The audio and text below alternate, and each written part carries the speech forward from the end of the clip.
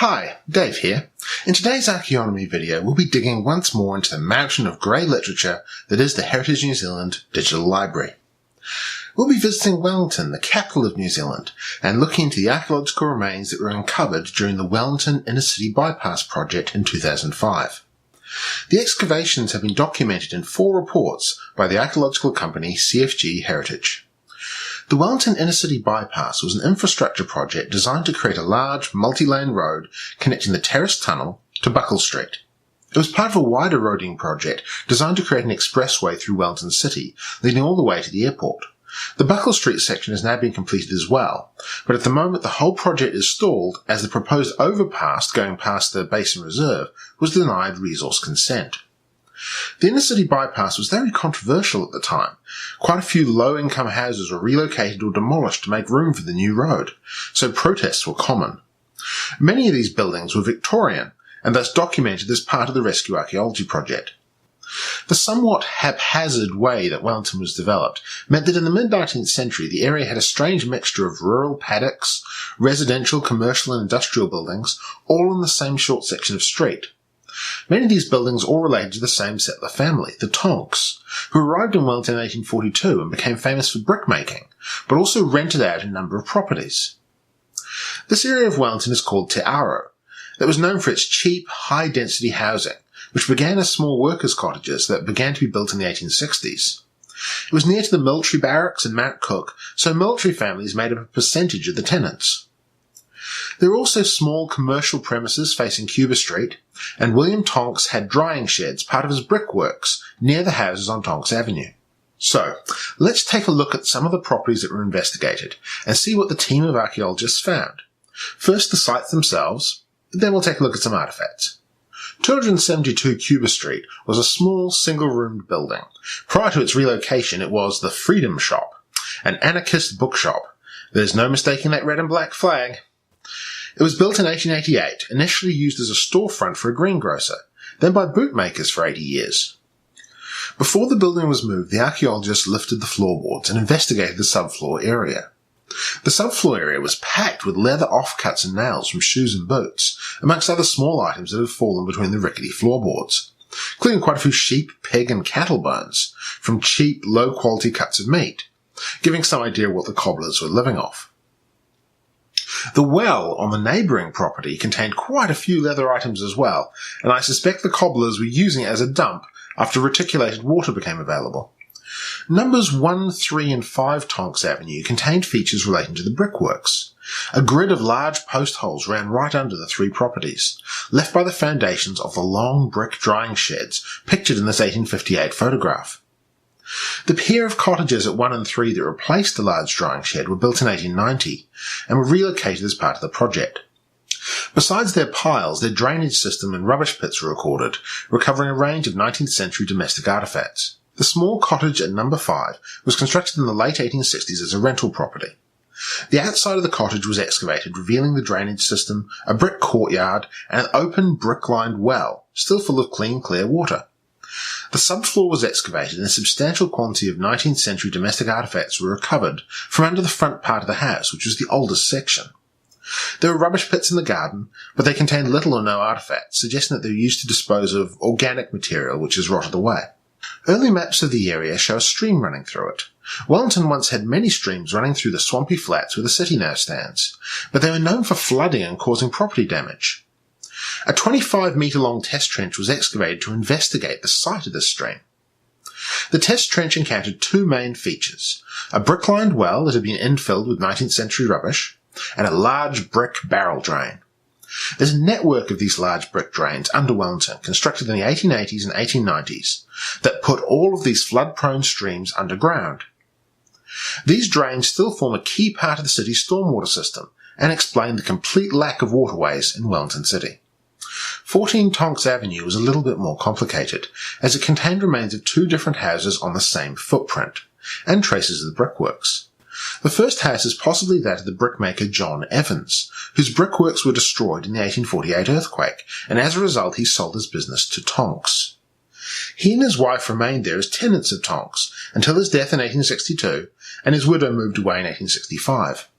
A new house was built on the same location sometime before 1873, which was extended by 1900 when the stream at the front of the house had been piped underground, and by 1937 another house had been constructed in front of it.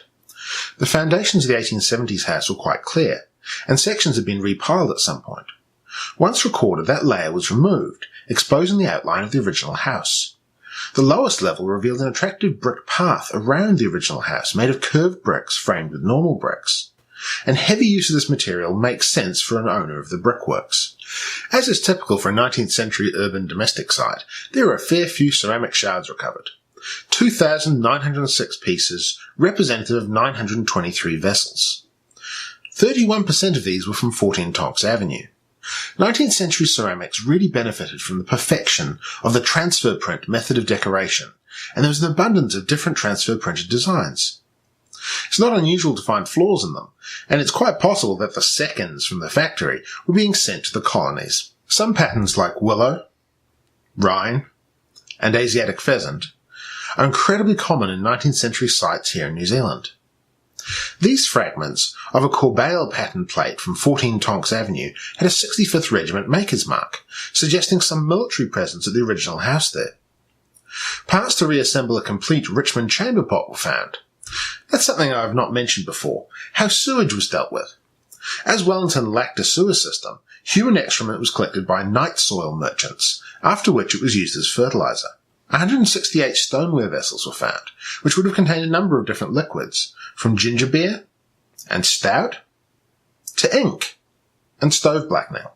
There was a sizable assemblage of leather items, the majority of which had been preserved either through desiccation under the floor of the bootmaker's shop at 272 Cuba Street, or anaerobically in the wet conditions in the well on the neighbouring property at 274. This included shoes for children, men, and women. There's some decent heels there. Small personal items were found, such as underwear, shirt and trouser buttons. These included 2 military buttons found at 14 Tonks Avenue, an other ranks 14th Buckinghamshire Regiment button, and a silver-plated 65th Regiment button. Also, the crown from an 1844 pattern British Army shako plate was found, between the bricks of the decorative path. In the more modern layers of 14 Tonks Avenue, a New Zealand Railways button was found. In the well next door, there was a Martin E. Henry 557-450 round. One of these, forever associated with the Zulu War, Isandlwana and Rorke's Drift. On Arthur Street, closer to Mount Cook Barracks, a number of New Zealand Volunteers buttons and a naval button were found. Volunteers buttons were the type of button that New Zealand troops who served in the Boer War had on their uniforms. A Bakelite New Zealand Air Force button from the 1940s or early 50s and a blank .303 cartridge was found there as well. I wonder if the blank .303 relates to the nearby War Memorial, where rifle salutes at ceremonies were quite normal. Most of the material was not military, of course. A number of ornate ladies' belt buckles were found, a bone toothbrush, part of a pocket watch, and one of Dr. Scott's electric hairbrushes, which claimed to cure headaches, baldness, dandruff, premature greyness, even rheumatism. God, I love these crazy old cure-alls. A range of children's toys were found, including dolls, marbles, parts of tea sets, a spinning top, and a really classy-looking Victorian toy revolver. Like most 19th century sites, a number of clay tobacco pipes were recovered.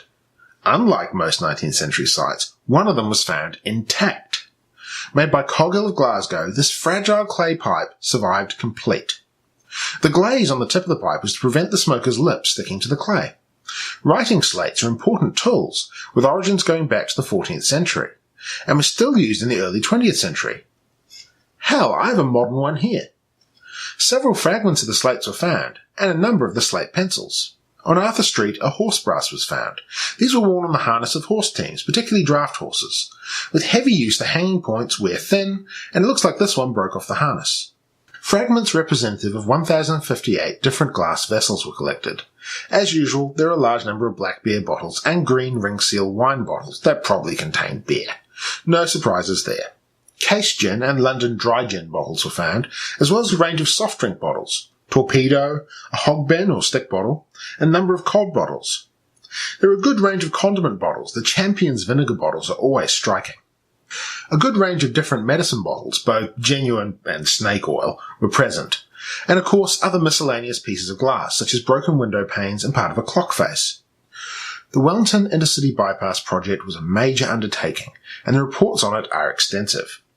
If you're interested in the WICB, or any of the thousands of other New Zealand archaeological reports, I encourage you to follow the link in the description and go check out the Heritage New Zealand digital library.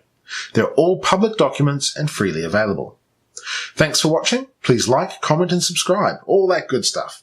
If you use minds.com, I have an archaeonomy page there too, where I post articles and other things of archaeological interest. Cheers!